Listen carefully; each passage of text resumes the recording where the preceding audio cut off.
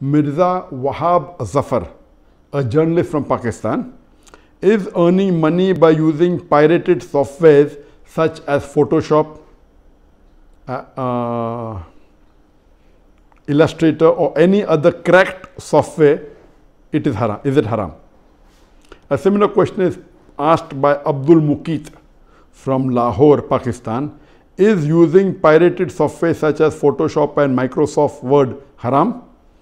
Be notified that they are being used for educational purpose and are really expensive, plus there are no copyright laws here in Pakistan. Also, what about pirated games? Can we play them? The basic question is that can we use pirated software or pirated products? Is it permitted in Islam?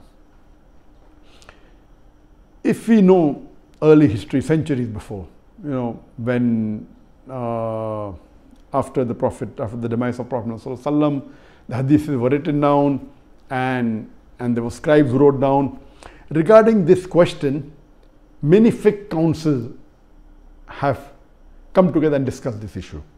According to the fiqh council of Muslim World League in Makkah Mukarramah, also the fiqh council of Jeddah, they said that previously when people used to write the hadith of the scholars of the muhaddithin, so that the original copy, in case it is lost, this preserves it. So it was an act of sawab, and it used to take days and weeks and years to write down. At that time, centuries before, when there was no printing press, all these acts of copying works of great scholars was act of blessing, and it used to spread the message. But now printing has come and technology has improved. You can print books into thousands of copies, tens of thousands of copies. And now there are many people, if a scholar has spent, it's the opposite now. If a scholar has spent years together in doing some research, and there's a person who prints his book in tens of thousands and sells it by pirating it, this is totally haram. So what previously was act of sawab to preserve the work of scholars, today, if you copy it, if it has a copyright. If it doesn't have a copyright, like my books have got no copyright. Anyone copies it, I said you'll get sawab. Anyone makes videos of mine, no copyright. As long as please don't change it. Yet people change it. So as far as my products are concerned, I have got no copyright. Anyone copies my videos and circulates it, he will get sawab.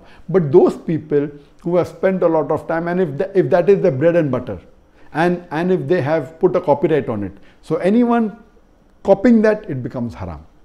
Even according to Sheikh Utaymi, when the question was asked, that can you copy things which have got copyright? Can you use software which are copyright? He said, if you take a book and if you make few pages photocopy for personal use, accept it, but not for mass circulation. As far as using pirated software, it is haram.